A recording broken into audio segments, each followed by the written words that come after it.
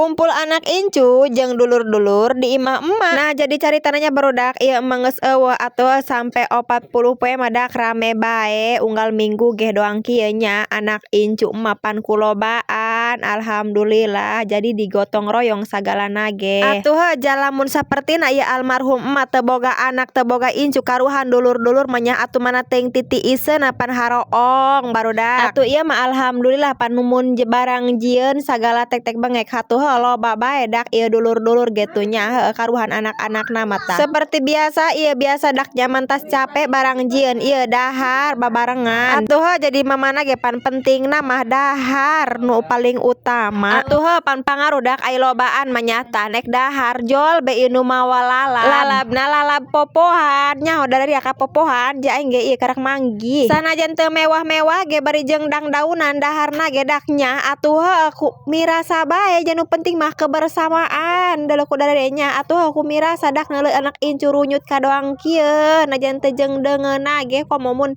jeung deungeunna mah ngeunah jasa.